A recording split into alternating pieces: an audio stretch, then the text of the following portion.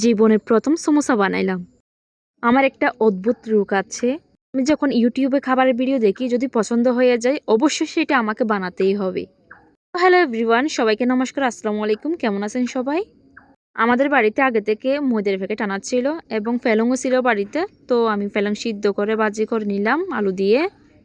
একটা হাস্যকর বিষয় হচ্ছে আমি রুটি বানাতে পারি না। আমার রুটি একদম গোল হয় না, তাই এই কাজটা কলি করে থাকেন। কলি কিন্তু এই কাজের মধ্যে অনেক পারদর্শী। আমি শুধু সমোসার ভিতরে ফুটটা ভাজি করে দিয়েছিলাম, বাকিটা কলি করছিল সব।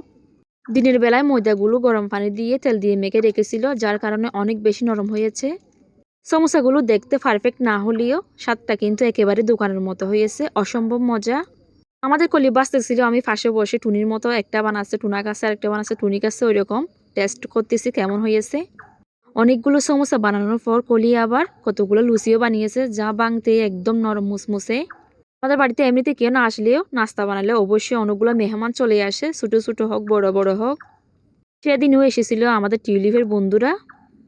প্রথম 3টা সমোসা ভেজে প্রথমে মাকে দিয়েছিলাম টেস্ট করার জন্য। মা বলেছে হ্যাঁ, একদম দোকানের মতো হয়েছে, অনেক বেশি মজা হয়েছে। মায়ের মুখে প্রথমবারের মতো সুনাম শুনে অনেক বেশি ভালো লেগেছিল, কারণ আমি অখাদ্য কুখাদ্য রেসিপি বানাই, সেই জন্য। সবগুলো বেজে নেওয়ার পর গরম গরম আমাকে টেস্ট করতে দিয়েছে কলি। আমি বলছি হ্যাঁ, অসম্ভব মজা হয়েছে, সেই স্বাদ। বাইরের সমোসাটা দেখতে পারফেক্ট না হলেও ফ্লেভার কিন্তু একেবারে সমোসার।